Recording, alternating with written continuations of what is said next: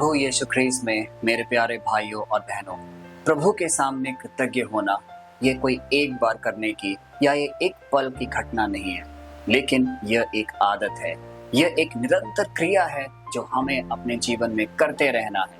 इसी प्रकार हम अपने जीवन में एक इच्छा उत्पन्न कर पाएंगे कि हमें प्रभु के सानिध्य में रहना है, और इस इच्छा के चलते हुए कोई भी दिन, कोई भी समय यदि हमने ईश्वर की बातें, ईश्वर का अध्ययन उनके वचनों के द्वारा नहीं किया तो हमारे अंदर कुछ कमी सी महसूस होगी।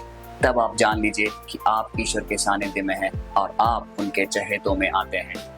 आइए एक चीज का हम उदाहरण दें। जब भी हम भूखे होते हैं तो हमारा जो स्टमक है, हमारा जो पेट है, वो हमें निरंतर कुछ ना कुछ सिग्नल देता रहता है कि कुछ खाओ, कुछ पियो, क्योंकि जब तक हम कुछ खाएंगे नहीं तब तक हमें एक संपूर्णता, हमें एक खुशी नहीं मिलेगी।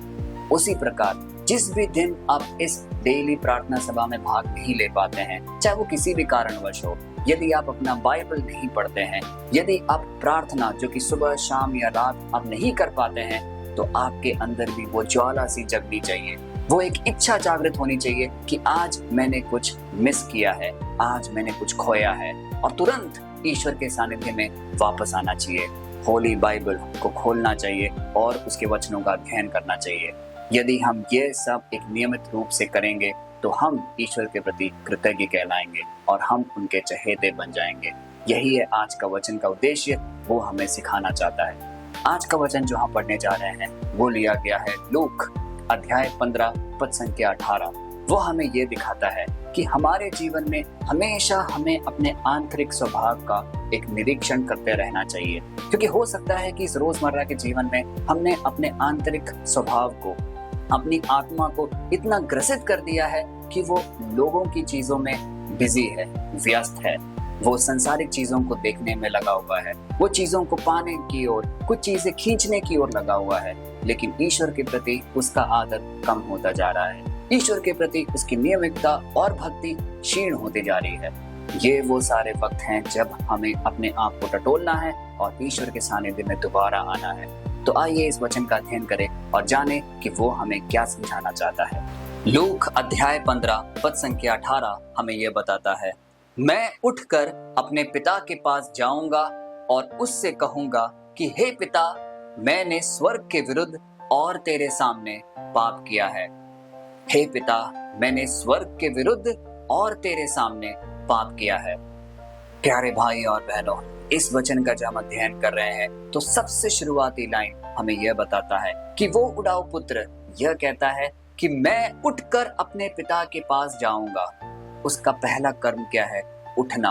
वो उठना चाहता है और अपने पिता के पास जाना चाहता है।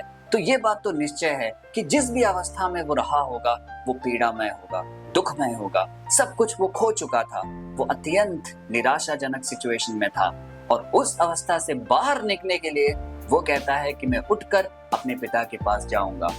यह वचन हम सबसे एक प्रश्न पूछता है, क्या हमारे जीवन में भी आज कोई एक ऐसी अवस्था है जिससे हम उठकर उसको दरकिनार करके आगे बढ़ना चाहते हैं?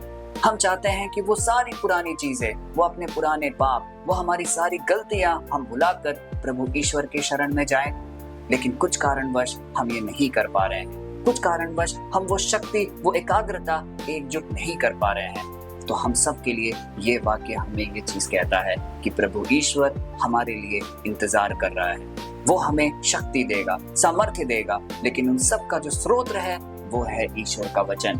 हमें ईश्वर के वचन पर एक अटूट विश्वास बनाए रखना होगा। हमें अपने प्रार्थना में नियमित रहना पड़ेगा, क्योंकि यह लिखा गया है आगे कि उसके पास कुछ भी नहीं था। उस उड़ाऊ पुत्र ने सब कुछ खो दिया था, लेकिन जब वो ईश्वर के सानिध्य में आया, सारी अच्छी चीजें उसके साथ होने लगी। उसे वो सम्मान वापस मिला, उसे वो सारी धन दौलत, आराम और प्यार, सब कुछ उसे पूर्ण रूप से वापस उसके जीवन में आया। प्यारे भाइयों और बहनों, हमारे जीवन में भी, हमारे आसपास में भी, हमारे परिवार जन में कई ऐसे लोग होंगे जो ईश्वर से काफी दूर जा चुके हैं। ऐसा भी हो सकता है कि जब हम आपको नियमित रूप से कहते हैं कि इस वचन को कई लोगों तक शेयर करिए, तो हो सकता है कि जब ये वचन उनके पास जाए तो वो ये भी कहते होंगे कि तुम रोज रोज मुझे ये वचन क्यों भेजते हो, मुझे इसकी आवश्यकता नहीं है। लेकिन हम नहीं जानते किस दिन, किस पल वो इस वीडियो को देखेंगे और कौन सा वचन उनके जीवन में धर कर जाएगा और उनका जीवन परिवर्तित होगा। इसलिए प्यारे भाई और बहनों, हमें इस वचन को निरंतर लोगों तक भेजते रहना है।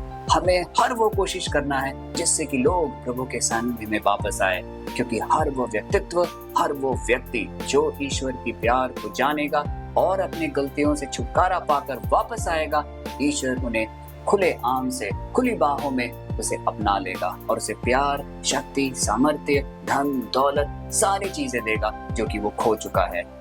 प्यारे भाई और बहनों, ये वचन हमें 3 केंद्र बिंदुओं की ओर आकर्षित करता है। पहला, जब भी आपके अंदर कोई विश्वास है, उसे हमें एक कर्म के साथ जोड़कर देखना होगा। यदि सिर्फ हम विश्वास में आगे बढ़ते जाएं और कोई कर्म ना करें, कोई चीज भी हम ईश्वर के प्रति हम एक कदम ना उठाए, तो वो व्यर्थ है। इसीलिए पूर्ण विश्वास के साथ हमें एक संपूर्ण कर्म भी करते रहना पड़ेगा। और वो कर्म क्या है? डेली हम जो इस डेली ब्लेसिंग्स में हम इकट्ठे होते हैं, हम इस प्रार्थना सभा में एकजुट होकर एक परिवारजन के रूप में इकट्ठे होते हैं, हम इस वचन को कई लोगों तक फैलाते हैं, हम सुबह, शाम और रात की प्रार्थना अपने घर में निरंतर करते हैं, हम बाइबल पढ़ते हैं, हम चर्च जाते हैं, हम कन्फेशन करते हैं, पाप स्वीकार करते हैं। ये हैं सारे हमारे कर्म। और जब हमारा विश्वास हमारे कर्म के साथ जुड़कर बोलता है, तब ईश्वर हमारे साथ जरूर रहेगा। हम उसके सामने एक सत्य प्रतिज्ञ कहलाएंगे और हम हमेशा ईश्वर के सानिध्य के करीब रहेंगे। दूसरी बात, पाप का बोध होना। हमारे जीवन में हमें यह बोध होना चाहिए कि हम पापी हैं। जानने या अनजाने में हमने कई लोगों के दिल दुखाए हैं। हो सकता है कि हमारे कर्मों के द्वारा, हमारे स्वभाव के द्वारा, हमारे वचन के द्वारा हमने कई लोगों को ठेस पहुंचाई है। उन सारे मतलबों को, उन सारे टाइम को याद करके हमें ईश्वर के सम्मुख आना है और अपने पापों के लिए एक अच्छा पाप स्वीकार करना है। हमें ईश्वर से कहना है कि हे ईश्वर, मैंने अपने पापों से आपका दिल दुखाया है, मैंने आपको बहुत चोट पहुंचाई है, मैं उन सब के लिए क्षमा प्रार्थी हूँ। मैं अपना पाप स्वीकार करता हूँ, मैं अपने पुराने स्वभाव को यहीं पे त्यागना चाहता हूँ और कल से, इनफैक्ट आज अभी से, मैं अपने जीवन में एक नया सुधार चाहता हूँ जो हमेशा आपके साथ जुड़े रहे। और तीसरा और सबसे प्रमुख चीज, जब भी हम एक पाप मुक्त जीवन जीते हैं, जब भी हम अपने पाप को संपूर्णतः ईश्वर के सम्मुख भेंट करते हैं और ईश्वर के पास आते हैं, तो ईश्वर हमें खुली बाहों में समेटता है। वो हमें वो सारी प्यार, खुशियां और सारी चंगाई प्रदान करता है जिसकी हमें सख्त आवश्यकता है। यही हुआ उस बुढ़ाऊ पुत्र के साथ। उसने सारी संपत्ति, सारी धन दौलत, सब कुछ खो दिया। उसने अपने पापा का निरादर किया, लेकिन फिर भी उस पिता ने क्या किया? उस पिता ने उसे खुले बाहों में स्वीकार किया और उसको वो सब कुछ दिया जो कि उसके पास पहले था। इसी प्रकार मेरे प्यारे भाइयों और बहनों, जब हम अपने संपूर्ण रूप में ईश्वर के पास वापस आते हैं, तो ईश्वर हमें स्वीकारता है। वो हमारी गलतियों को याद नहीं रखता, वो हमारे पुराने दिनों को याद नहीं रखता, पर वो यह देखता है कि हमारा आज का हृदय कैसा है, हमारी आज की भक्ति उसके प्रति कैसी है, और वहां से हमारा एक नया अध्याय शुरू होता है, एक नया जीवन की शुरुआत होती है। तो आइए इस छोटे से प्रार्थना में बढ़ने से पूर्व हम उन सब मतलबों को याद करें। कई लोग हमसे निरंतर बोलते हैं कि कुछ निवेदन है उनके मन में जो हमारे थ्रू ईश्वर तक पहुंचाना है। उन सबको हम याद करते हैं। सारे निवेदन, सारी प्रार्थनाएं प्रभु के सामने रखकर ये छोटी सी प्रार्थना कहते हैं। हे परम प्रिय प्यारे पिता परमेश्वर, आप हम पर हमेशा एक निगाह बनाए रखते हैं। आप हर वो क्षण देखते हैं जब हम कमजोर होते हैं, जब हम गिरते हैं, अपने पापों में निरंतर पड़े रहते हैं। लेकिन आज हम आपको कहना चाहते हैं कि हम पापी हैं, हम बुरे काम में कई बार फंस चुके रहे होंगे, लेकिन हम अब एक बदलाव की ओर देखना चाहते हैं। हम भी अपने जीवन में उठ खड़े होकर आपके सानिध्य में आना चाहते हैं।